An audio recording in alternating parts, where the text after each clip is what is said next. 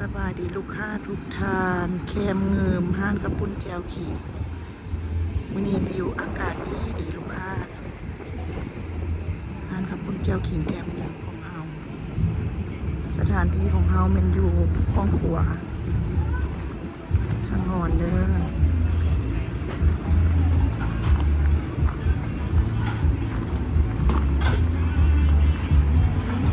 ห้านจะเปิดให้บริการทุกมื้อเด้อลูกค้าเด้อวันจันทร์หาวันอาทิตย์บ่มีมื้อพักลูกค้าไก่ไปไก่มาทางบ้านเกิดหรือว่าพามาแต่เวียงจันทน์แม่นท่านเฮาอยู่ส่วนกว่าทางงอน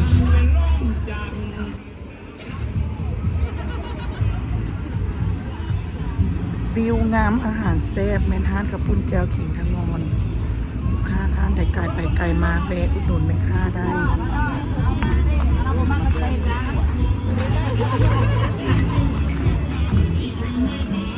พิเศษน้ำปั่นมังไม่สดๆผ่านนี้ราคาอาหารกระจับต้องได้พอได้แพงสามารถโทรจองตูบได้เด้อ55464449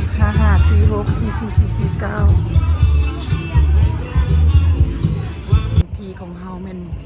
ขี่มาฮอดส้นกว่าทางงอนเลี้ยวขวาลงจะแนมเห็นห้านของเฮาเป็นตูบทางลงเรือแพเลย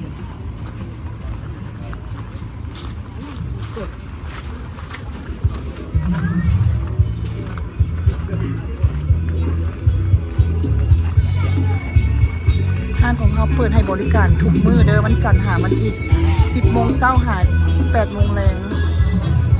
พิเศษของเขามีข้าวหลามแซ่บๆเผาเองเป็นข้าวหลามของห้างเราเองเด้อ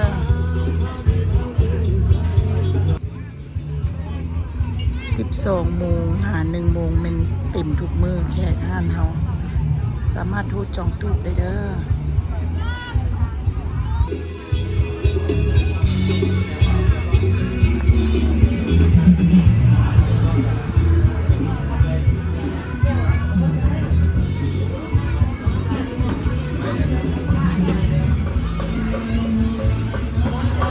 พิเศษของเขาเป็นต่ำเด้อได้ขายดีกว่าหมูเป็นต่ำกล้วยเท่านี้มากินกับปุ้นเจียวขิงต้องได้กินต่ำลูกค้าบ่พลาดเลยต่ำมีต่ำทุกประเภทเลยอาหารของไม่สดทุกมื้อเด้อพิเศษเป็นปากของเขาเด้อไม่สดตัวง่ายๆเลย